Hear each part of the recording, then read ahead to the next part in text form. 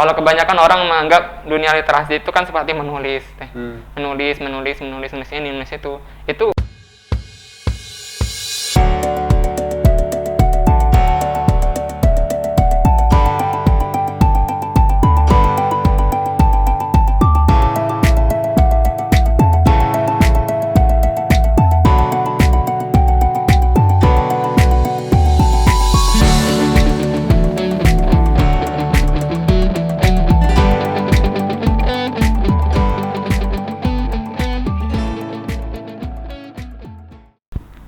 Kerabat Andalas TV, berjumpa lagi bersama saya Rudi Harun dalam program Andalas Ngepas, Andalas Ngobrol Lepas, dan kali ini kita akan berbincang dengan seorang anak muda dan penggiat literasi. Selain itu, ia juga adalah seorang narablog atau sering kita sebut dengan blogger. Saat ini dia juga sudah menjadi seorang dokter ya, walaupun muda, baru berumur 29 ya, tapi sudah dokter. Luar biasa ya. Dia adalah Fadli Hafiz Zulhaq. ya. Namanya cukup rumit juga untuk diperkenalkan. Dokter ya, dokter Fadli Hafiz Zulhaq. Apa kabar Fadli? Alhamdulillah Bang, baik-baik saja. Baik ya. Nah, meskipun ya dunia belum terlalu baik. Dunia belum terlalu baik, atau Fadli belum mengenal dunia mungkin dengan bisa baik. Jadi perspektif kita aja berarti ya Bang. Iya, itu kan mungkin perspektif Iya. saat ini ya. Kalau tidak dikatakan baik, nggak mungkin Fadli jadi dokter kan? Iya. Betul. Oke. Sekarang aktivitasnya apa Fadli? Aktivitas. Ini karena sudah tamat S3 itu bisa dikatakan ya, dalam tanda kutip ini beban moral gitu, beban mental juga. Nah, kalau udah tamat S3 kan harusnya itu mengajar. Nah, cuma karena kemarin itu kita Pak di beasiswanya itu dari pemerintah tidak ada kontrak, mengusahakan sendiri tuh mencari kampus gitu. Mencari kampus. Jadi kegiatan sekarang lagi mencari-cari kampus gitu. Atau mencari peluang, misalnya ada di mana kita bisa menyalurkan lah ilmu yang sudah diambil atau ditimba gitu beberapa tahun. Nah, sembari itu juga jadi pegiat literasi, khususnya memang literasi digital. Yang literasi digital ya. Yang disebut narablog atau blogger gitu. Saya baru tahu juga ternyata blogger itu katanya narablog ya. Iya. Ada narasumber, narahubung, ada narablog juga ya. Ada. Bertambah saya ini. Fadli, saya ingin tahu juga ceritanya umur 28, tamatnya umur 28 ya? Iya, 28 ya? Desember 2019 lalu tuh tamatnya Bang. Dapat gelar doktornya. Relatif muda. Program apa itu? Program magister menuju doktoral untuk sarjana unggul. PMDSU kalau disingkat, itu program dari Kemenristek Dikti dulunya. Sekarang kan sudah jadung ke Kemendikbud ya. Memang untuk sarjana-sarjana unggul dari universitas di Indonesia yang mau nanti kuliah di dalam negeri lanjut dari S2 sampai ke S3 langsung. Dalam waktu 4 tahun dapat gelar S3-nya. Oh, berarti ada syarat yang cukup ada. Hebat juga di situ kan? Iya. Apa syaratnya? IPK salah satunya. Kemudian kita diminta membuat rencana penelitian. Kalau S3 kan memang harus meneliti hal yang baru gitu. Yang baru, yang belum pernah diteliti baru bisa selesai S3 ya, karena menciptakan teori baru lah istilahnya. Kalau jurusannya teknik mesin. Teknik mesin S1-nya dulu. Kalau S2-nya setahun atau itu cuma numpang kuliah sebenarnya gitu. Teknik mesin juga. S3 masuk ke ilmu pertanian. Memang bahasannya penelitiannya tetap di bidang material di teknik mesin. Cuma pakai material yang diambil dari yang punya nilai lokal, material pertanian, karena kita Padang ini kan ikonnya adalah bengkoang. Jadi saya ambil tuh bengkoang sebagai bahan untuk membuat material nano partikelnya. Jadi memang nano material nih sudah bidangnya. Diapain bengkoang itu? Guangnya itu kan kalau misalkan umbi-umbian itu kan ada itu bang, ada endapannya, patinya, sari patinya itu yang kemudian seperti tepung itu kita jadikan plastik. Kulitnya itu, kulit bengkuang itu yang diolah menjadi nanopartikel, berukuran nanopartikelnya itu dengan reaksi kimia, kemudian reaksi fisik dan mekanik untuk dicampurkan dengan plastik tadi. Bisa jadi material nanomaterial yang bisa dipakai untuk banyak sih sebenarnya manfaatnya. Cuma salah satunya apa? Itu bisa dipakai sih kalau untuk misalkan produk kosmetik ya mungkin level yang lain gitu. Kalau di masker kosmetik yang dengan teknologi nano gitu. Bisa juga untuk kemasan-kemasan pil ini, bisa juga tuh untuk kapsul, kulit kapsul dan yang lainnya. Karena banyak manfaatnya ya. Banyak manfaatnya. Tapi Pak, bagusnya dilanjutkan untuk lebih real ya. Iya. Maunya itu dijadikan produk komersil maunya. Ya. Cuma penelitian tuh harus lebih lanjut lagi karena baru kemarin itu dasarnya tuh basisnya di sainsnya, ilmu sainsnya, tapi ilmu teknologinya belum sampai ke situ ya. Sampai, baru sebatas. Semoga nanti bisa direalisasikan ya. Amin. Mudah-mudahan bisa di Padang juga kan, biar dekat dengan bengkuangnya. Iya, dekat bengkuangnya. Bengkuang juga udah habis ini di Padang. Ditanam lagi besok. Mana tahu nanti kalau memang ada teknologinya sudah, nanti bengkuangnya bisa aja ditanam kembali. Pali, Bang dengar nih, Pali juga seorang blogger dan saat ini juga memimpin satu komunitas yang cukup besar ya, bahkan di Indonesia ya. Iya, di Indonesia. Sebelum saya masuk ke blogger, kita bincangkan blogger ini yang paling menarik ini sebetulnya. Saat ini Pali juga kan ketua FLP Sumatera Barat ya, Sumatera Barat, dan baru saja terpilih ya. Iya, baru kemarin nih, berapa bulan? Awal tahun ini. Awal tahun ini. Aklamasi? Tidak sih, ada kan dimusyawarahkan, ada 3 calon pada kan nggak pakai lempar kursi kan? Enggak. Karena kita daring, kalau lempar kursi rusak nanti laptopnya. Iya. Lempar kursi laptopnya rusak. Jadi waktu itu terpilih ya jadi ketua FLP. Iya. Dan sebelumnya juga sudah aktif juga di FLP. Sudah di FLP sejak 2011 sebenarnya Bang. 2011 cuma ya di kaderisasi ada di lembaga apa sih ya, di departemen khusus tertentunya. Kemudian kemarin itu memang ya dicalonkan ya. Bagaimana nolak amanah itu agak susah. Ya udah. Susah juga ya. Saya punya visi, misalnya saya juga masih aktif menulis. Ya udah, mungkin bisa dibantu teman-teman yang lain. Karena tujuan kita di FLP kan untuk mengkaderisasi itu tuh, penulis-penulis muda. Bahkan nggak harus muda sih, guru-guru sekolah pun banyak yang ikut di FLP Bang. Sebelumnya Fadli, apa itu Forum Lingkar Pena ini? Mungkin sebagian kerabat juga nggak tahu itu FLP itu apa gitu kan. FLP, iya kalau FLP dia sebentuk organisasi sebenarnya. Organisasi yang memang ada badan terdaftar di Kemenkumham gitu, sebagai sebuah organisasi yang bergerak di bidang seni budaya, khususnya kepenulisan. Sudah dari lama, 24 tahun sampai sekarang di Indonesia-nya. Masih ingat pendirinya? Masih. Kalau anak FLP tidak ingat pendirinya, itu harus mengulang itu sekolah menulisnya. Siapa pendirinya? Kalau pendirinya itu bertiga sebenarnya, tapi ibu-ibu semua. Ibu-ibu semua. Kalau pertama Helvitiana Rosa, beliau sekarang dosen ya di apa? Semua kenal lah. Iya, semua kenal di Jakarta. Kemudian Asmana Dia gitu. Itu rasanya juga semua kenal. Juga, ya. Yang ketiga itu Mutmainah atau Maimun Herawati. Beliau dari Sumbar juga, cuma sekarang kan basisnya di domisilinya di Bandung ya. Di Bandung ya. Dosen di situ juga. Tapi orang Sumbar juga ya. Iya. Paling tidak 1 dari 3 orangnya dari kita nih di Sumbar. Jadi ada perempuan semua.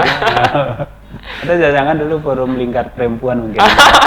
ada guyonan seperti itu. Ini FLP ini dulunya sebenarnya Forum Lingkar Perempuan nih, sampai diajak laki-laki di situ baru berubah nama. Tapi itu guyonan saja.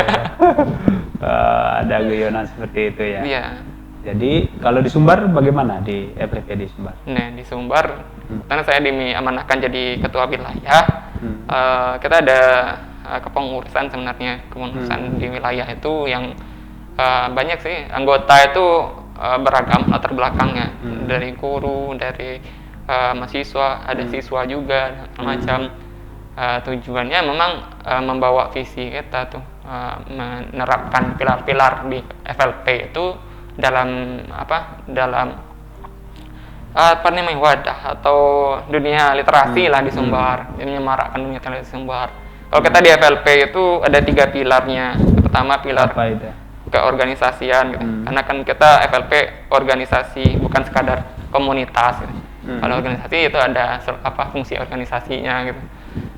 Kemudian kedua pilar kepenulisan yang pastinya gitu. Menulis untuk mencerdaskan umat. Iya.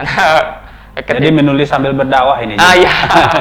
Dakwah bil kalam kalau kata ustadz, dakwah bil kalam. Yang ketiga itu pilar keislaman, karena ya itu niat awalnya buat FLP kan untuk menyemarakkan literasi Islami gitu. Dulu pernah di media-media berapa ya, saya lupa, di 90-an itu sastra Islami ini kan semakin dilirik dan ramai pada saat itu. Jadi penulis-penulis di FLP ini diburu, maksudnya diajak untuk menulis naskah gitu. Naskah. Patuh Banyak pada juga di naskah-naskahnya jadi film itu. Ada. Banyak kan. Ya kalau Asma Nadia kan sudah banyak film. Filmnya, iya. Ya, kalau film dari Pak Liafidul Haq mungkin besok-besok ke depan nyusul lah. nyusul. Tapi di Sumatera Barat kadernya cukup banyak ya? Cukup banyak, kalau mungkin sampai lebih 200 mungkin sampai atau berapa. Cuma kita rapikan lagi, artinya kader kalau hitungan-hitungan organisasinya sesuai ADRT kan ada pengurus aktif gitu kan, ada yang anggota yang lain, anggota biasa. Nah, kalau yang pengurus sekarang cuma 28 orang nih pengurus wilayah. 28 orang. Cuma kita kan ada rencana itu membuat ranting dan cabang gitu. Kalau wilayah sampai kabupaten kota. Iya, sampai kabupaten kota, bahkan kalau dulu sekali itu di kampus-kampus ada rantingnya. Cuman sekarang kita rapikan lagi karena banyak hal yang terjadi gitu. Oh, ini program kerja yang pertama ya. Banyak hal yang terjadi dan ya kita ingin semarakkan nih literasi di Sumbar dengan gayanya kita di FLP seperti ini, kriteria tulisan kita seperti ini, dan kita hadirkanlah itu sebagai bahan bacaan ini masyarakat Sumbar, agar nanti ya indeks literasinya bisa makin membaik lah. Makin membaik. Iya.